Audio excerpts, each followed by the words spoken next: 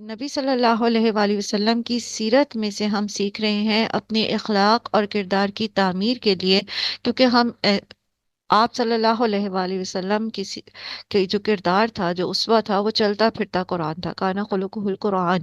تو ہم بھی قرآن سے سیکھ رہے ہیں، تو قرآن کے ساتھ سیرت جو ہے وہ ایک ڈسکرپشن ہوتی ہے۔ سو انشاءاللہ آج ہم اس کو سیکھیں گے۔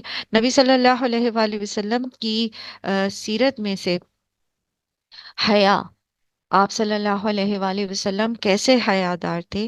حضرت ابو سعید خدری سے روایت ہے، وہ کہتے ہیں کہ کان النبی صلی اللہ علیہ وسلم اشد حیاء من العذراء فی خدرها، فَإِذَا رَأَى شَيْئًا يَكْرَهُهُ عَرَفْنَاهُ فِي وَجْهِهِ۔ نبی صلی اللہ علیہ وآلہ وسلم پردے میں رہنے والی کنواری لڑکی سے بھی زیادہ حیا والے تھے۔ جب آپ صلی اللہ علیہ وآلہ وسلم کوئی ایسی چیز دیکھتے جو آپ کو ناگوار ہوتی، تو ہم آپ صلی اللہ علیہ وآلہ وسلم کے چہرہ مبارک سے سمجھ جاتے، یعنی حیا آپ کو آتی۔ اب حیا جو ہے، ایمان، آپ صلی اللہ علیہ وسلم کے ایک فرمان کے مطابق حیا جو ہے وہ ساری کی ساری خیر ہے۔ پھر اسی طرح آپ صلی اللہ علیہ وآلہ وسلم نے فرمایا، جس چیز میں بھی بے حیائی ہوتی ہے وہ اس کو عیب دار بنا دیتی ہے، اور حیا جس چیز میں ہوتی ہے اس کو زینت عطا کرتی ہے۔ اسی طرح آپ صلی اللہ علیہ وآلہ وسلم نے فرمایا، حیا ہمیشہ بھلائی ہی لے کر آتی ہے۔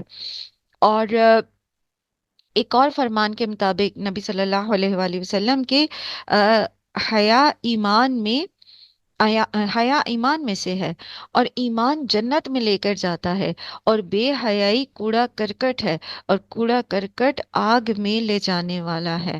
نبی صلی اللہ علیہ وآلہ وسلم نے فرمایا، ہر دین کی ایک خصلت ہوتی ہے، اور اسلام کی خصلت یعنی اس کا جو ایسنس ہے وہ حیا ہے۔ اسلام کا ایسنس کیا ہے؟ حیا۔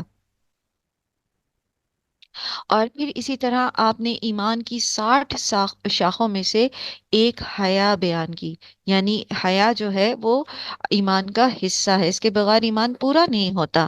اور اسی طرح آپ صلی اللہ علیہ وآلہ وسلم نے فرمایا کہ اگلے پیغمبروں کا جو کلام لوگوں کو ملا، اس میں سے یہ بھی ہے کہ جب تمہیں حیا نہ رہی تو پھر جو جی چاہے کرو، یعنی انسان کو اس کی حدود و قیود میں حیا رکھتی ہے۔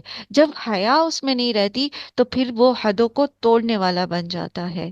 حیا کس کس چیز میں ہوتی ہے؟ حیا ہر معاملے میں ہے۔ مثلا حیا کا مطلب کیا ہوتا ہے؟ یعنی دوسروں سے شرم کرنا، اپنی لمٹ کے اندر رہنا۔ اور وہ لمٹ کیا ہے؟ بہترین حدود وہ ہیں جو اللہ تعالیٰ نے ہمارے لیے ڈیفائن کر دی ہیں۔ سو حیا بات چیت میں بھی ہوتی ہے۔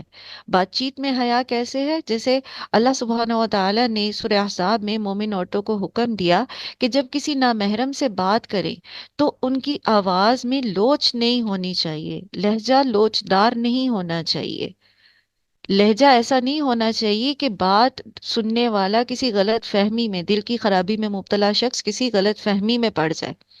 ٹھیک ہے؟ سو لہجے میں بھی حیا ہوتی ہے۔ پھر الفاظ کے چناؤ میں حیا ہوتی ہے۔ ہم ایک حیادار شخص، ایک شرم و حیا والا شخص پسند نہیں کرتا کہ وہ اپنی زبان سے بد اخلاقی کے کلمات نکالے، گالی بولے، کوئی اور ایسا لفظ بولے جو بے حیائی والا ہو۔ وہ ایسے مذاق نہیں کرتا، وہ ایسی باتوں میں فن یعنی تفنن تباہ نہیں ڈھونڈتا۔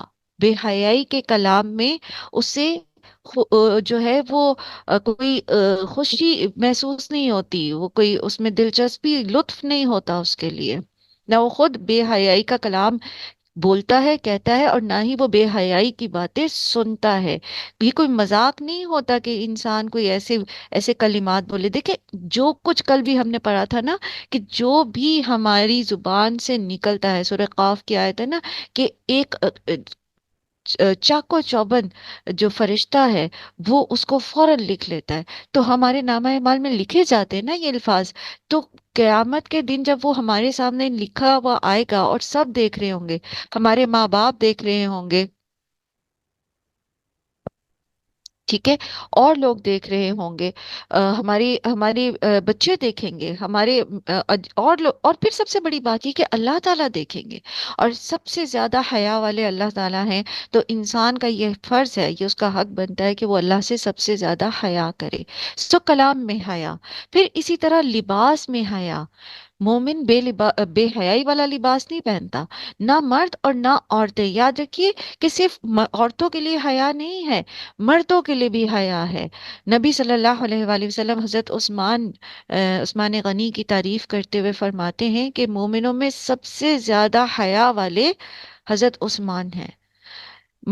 اور پھر تنہائی میں بھی حیا، اکیلے میں بھی بے لباس ہونا پسندیدہ نہیں ہے۔ حضرت موسیٰ کے لیے یہی بات تھی نا کہ جب ان کی وہ مطلب پورا لباس، چونکہ وہاں پر بنی اسرائیل میں یہ چیز کامن تھی کہ لباس پورا اتار کے لوگوں کے بیچ میں بھی غسل کیا جاتا تھا، وہ کامن تھی، لیکن حضرت موسیٰ نے کبھی ایسا نہیں کیا تھا، تو انہوں نے حضرت موسیٰ پر الزام لگا دیا کہ ان کی شاید جسم میں کوئی نقص ہے جو یہ ایسا نہیں کرتے، یعنی لباس اتار کے نہیں غسل کرتے سب کے سامنے۔ تو وہ حیا تھی ان کی۔ اور اسی طرح سورہ قصص میں موسیٰ علیہ السلام نے مدین کی جن دو لڑکیوں کی ہیلپ کی، تو اس لڑکی کی جو تعریف اللہ تعالیٰ نے کی قرآن میں محفوظ کر دیا۔ موسیٰ علیہ السلام کی سیرت تو محفوظ کی ہی، وہ ایک نبی تھے، لیکن ایک عام لڑکی کی سیرت میں سے کہ وہ حیا سے چلتی ہوئی آئی حضرت موسیٰ کے پاس، تو اللہ نے اس کی اس کریکٹر کو ایڈمائر کیا، اور تا قیامت جب تک قرآن پڑھا جاتا رہے گا حیا کی اس صفت کو محفوظ کر دیا۔ چلنے میں حیا، لباس میں حیا، اسی طرح بات چیت میں حیا، پھر سوال کرنے میں حیا، یعنی بے تکے یعنی قسم کے سوال نہیں کرنے چاہیے، نہ استاد سے، نہ بڑوں سے، نہ کسی اور سے، بے تکی باتیں نہیں کرنی چاہیے۔ ہاں، علم حاصل کرنے میں حیا مانے نہیں ہونی چاہیے۔ جب خالصتاً آپ پورا سوچ سمجھ کے کوئی سوال کرتے ہیں کہ آپ کو ایک بات سمجھ نہیں آئی، یا آپ کے لیے وہ کلیئر نہیں ہوئی ہے، یا آپ تک آواز نہیں آئی، تو آپ سوال کر سکتے ہیں، کیونکہ علم حاصل کرنے میں حیا نہیں کرنی چاہیے۔ اس کے علاوہ بڑوں کے ساتھ بات کرنے میں ادب لحاظ رکھنا، یہ بھی حیا ہی کی ایک شک ہے، حیا ہی کی ایک شاخ ہے کہ آپ بڑوں کے ساتھ ادب سے بات کرتے ہیں، بچوں کے ساتھ شفقت کے ساتھ بات کرتے ہیں، چیخم پکار نہیں کرتے، بد اخلاقی نہیں کرتے، یہ سب حیا ہی کے حصے ہیں۔ سو اللہ سبحانہ و تعالیٰ خود بھی حیا والے ہیں، اور وہ حیا کو پسند کرتے ہیں۔ ہم اگر اپنے کردار کو، اپنے اخلاق کو، اپنی زندگیوں کو مزین کرنا چاہتے ہیں، خوبصورت بنانا چاہتے ہیں، تو پھر حیا کو اختیار کرنا پڑے گا۔ یہ جو ہمارے ہاں آج کل بولڈنس کے نام پر یا کانفیڈنس کے نام پر بچوں اور بڑوں میں ایک تھوڑا سا جسے کہتے ہیں نا، ایک ادب لحاظ کا ایک وہ رہ گیا تھا، ہر بات ہر ایک سے نہیں کی جاتی تھی، بڑے بچوں کے سامنے ایسی باتیں نہیں کرتے تھے، پردے والی باتیں ہوتی تھیں۔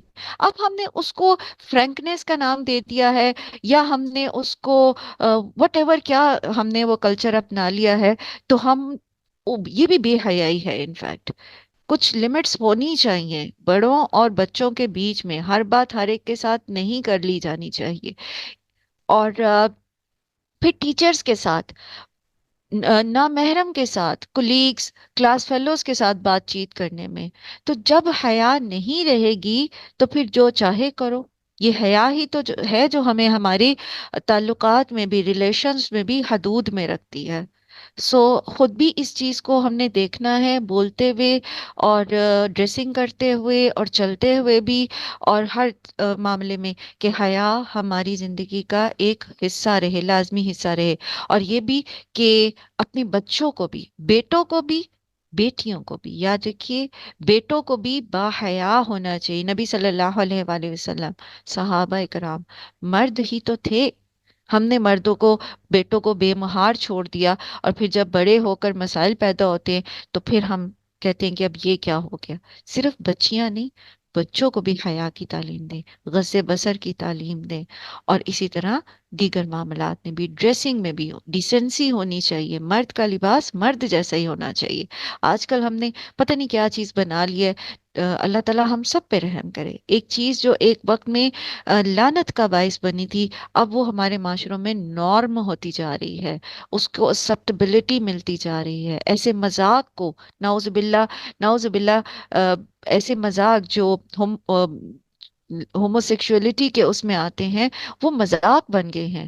ینگ جنریشن کھلے عام جو ہے وہ اس طرح کی باتیں کرتی نظر آتی ہے۔ اللہ اللہ کی پناہ، اللہ تعالیٰ ہم سب پر رحم کرے، اپنی نسلوں کی حفاظت کیجیے، ان کو سکھائیے، انہیں حیا کے معنی سکھائیے۔